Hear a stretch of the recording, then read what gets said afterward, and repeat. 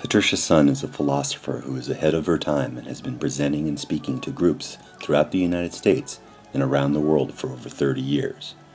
Based in Berkeley, California, Patricia is a frequent guest on many programs and is published in many anthologies where she communicates her message of love and openness through a vast collection of audio programming. During a visit to Florida, Patricia spoke to members of Conscious Living in Clearwater, talking about falling in love, relationships, communication, problem solving, and world peace through conflict resolution. She believes the human race is shifting dramatically, and that shift is in consciousness. The human race is in the midst of an evolutionary leap, and I believe that that's what's happening. And I went through some changes myself some 25 years ago, which I call opening, in the sense that I really made a tremendous shift in the way that I thought. It wasn't that I didn't know certain things beforehand, but in the process of being a family counselor and working with people, I began to realize that my intuition was a very real part of my mental process, and that I could use it, that I could focus in on it, that I could feel it. And so what I tried to do was develop a way to use it, and I called it my soft mind. And I'll give just a little example of how that began and what it felt like. I had my training. I was, this is the first couple of sessions that I did. I mean, I dropped therapy almost very quickly because the medical model did not work for me, where there was a patient and the authority. I believe that people all are, everybody has talents, everybody has intelligence, and we have intelligence in many different areas. Intelligence is not a monolithic thing. So you have talents I don't have, I have talents you don't have, we have some talents the same, and there's millions of them. And it's the amalgam, it's the gestalt of these different talents in one person that gives them their intelligence. So to think of it in a solid way was not helpful. To think of mental illness or dysfunction in a solid way, like somebody's okay or they're not okay, this is ridiculous. Everybody's not okay in lots of places, and everybody's okay in lots of places. And our job, from my point of view, is to become healthier and to process out that which we inherit from our culture, our family, and whatever way one inherits things, to grow beyond it, to heal it, to fix it. Linear thinking is valued in our culture, where the soft mind, which is what the intuitive mind is, intuitive, acausal, spatial whole thinking. And now acausal means without cause. You just get it in your head.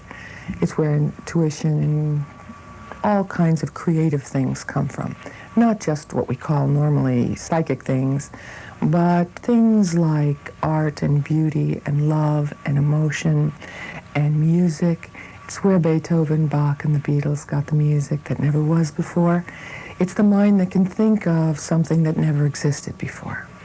So this is what the evolutionary leap is, briefly, in my point of view, is that these two hemispheres will mature and work together. But the key characteristic of this new style of thinking, which is what I call this evolutionary leap, is that the judgmental linear mind is not so dominating. It's not that it's not valuable, wonderful, and good. I'm obviously very verbal. I think people will find I'm obviously very logical. I love logic and groundedness and practicality very much. On the other hand, there is also a component of creativity and problem solving and communication and healing, in essence, connection, that is much more powerful when it uses the intuitive mind. I have discovered, I believe, that basically the human race is immature.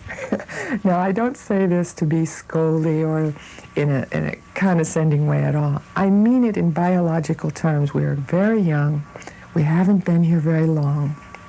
As species go, we're really new. And I remember years ago when I heard that, when I was a little girl, that human beings only use 1/10 of their brains. I think it's up to about 13% now. Maybe some people even say 16.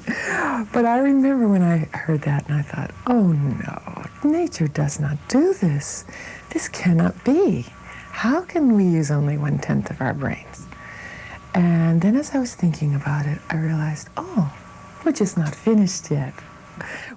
I have a whole theory about men and women that I've taught for about 20 years about how they think differently. And it's very hard to say it in a short amount of time. But basically, it boils down to that women are dominantly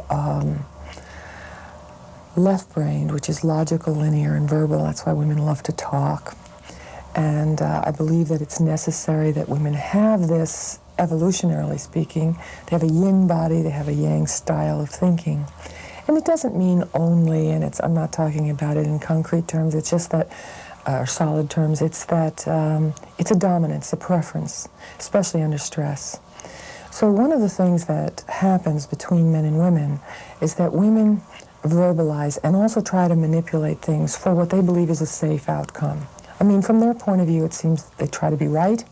They research things, they go to workshops, they read books, they try to find out, how to fix it. And they're very linear in that regard. And of course, if women hadn't been dominantly linear-minded, probably the human race wouldn't have survived, because women have the consequence of their body 9 months later. Being vulnerable, lactating, little baby, you need protection, you need security, winter's coming, you think ahead. Men were great hunters, that's like pseudo-football and team sports. It was psychological and psychic connection. It was handing off. It's a high, it's a psychic high for men to play team sports, to watch team sports, to see.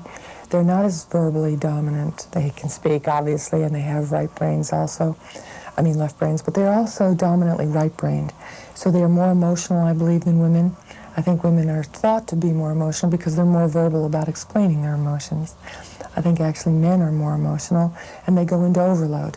I went to Berkeley during the 60s. I got tear gassed 6 times going to class.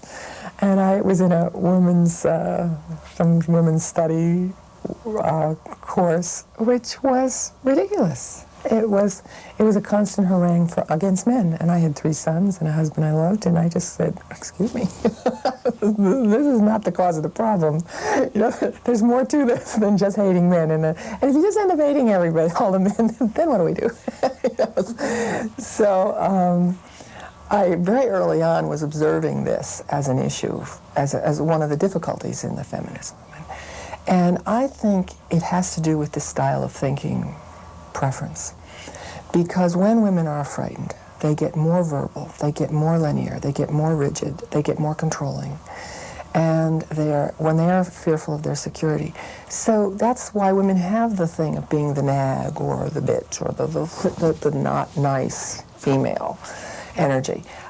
It isn't because she has the courage to complain or because she has insights that the man doesn't agree with.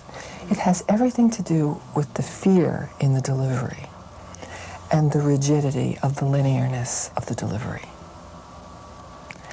And I believe it is, I always say in workshops, when women are under stress, they beat men up with their tongues, with their words. And when men are under stress, they beat women up with their fists. That this is biologically built in. This is our preference. This is the left brain and the right brain. Men go kinetic and emotional and spontaneous, which if they're angry and feeling threatened, it becomes physical. Not that men can't control that, they can.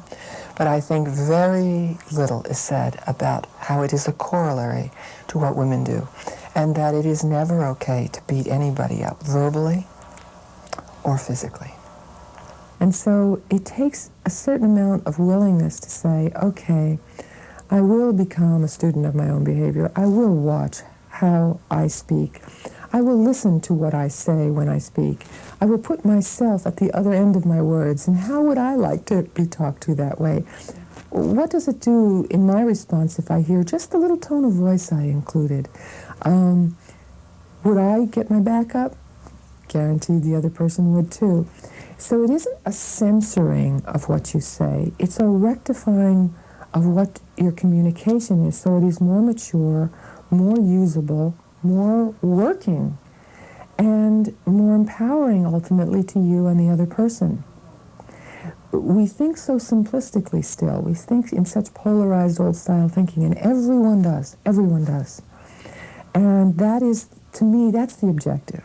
is learning how not to do that, and to use life in the situations and the circumstances that come up as an opportunity to begin to do that.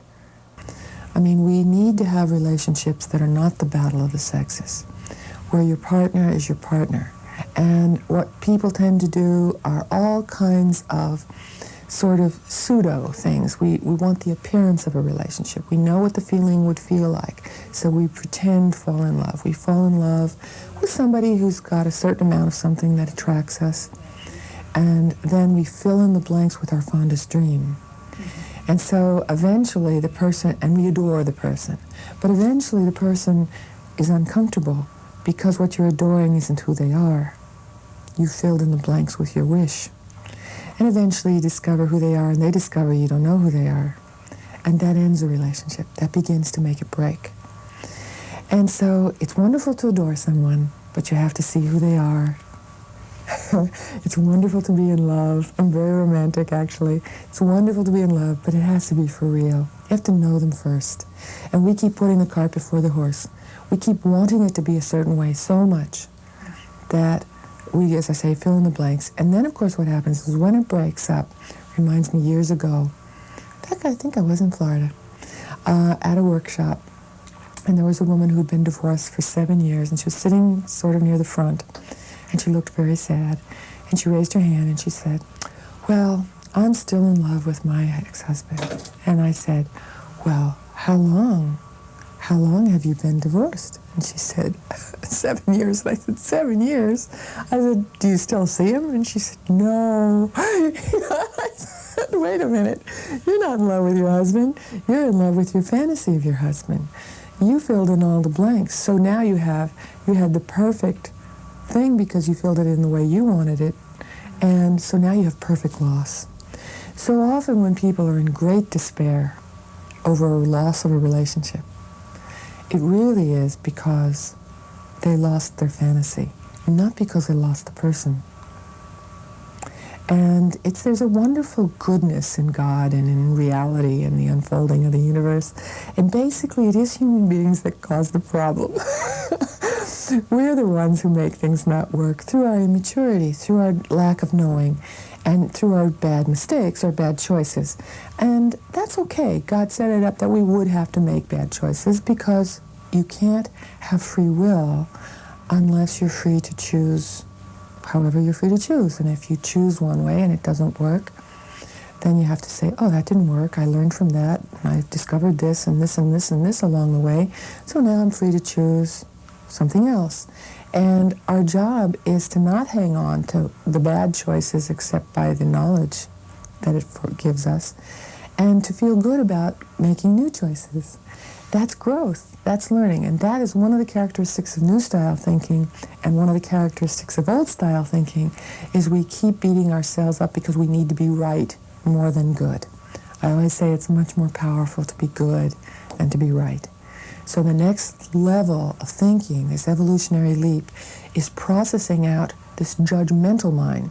I don't mean that you don't make judgments, you don't make observations, you don't say, "Gee, this is good, this is not good, this food is fresh, this is rotting, this person's making this mistake, this is not an honest communication." You have to say what's not good.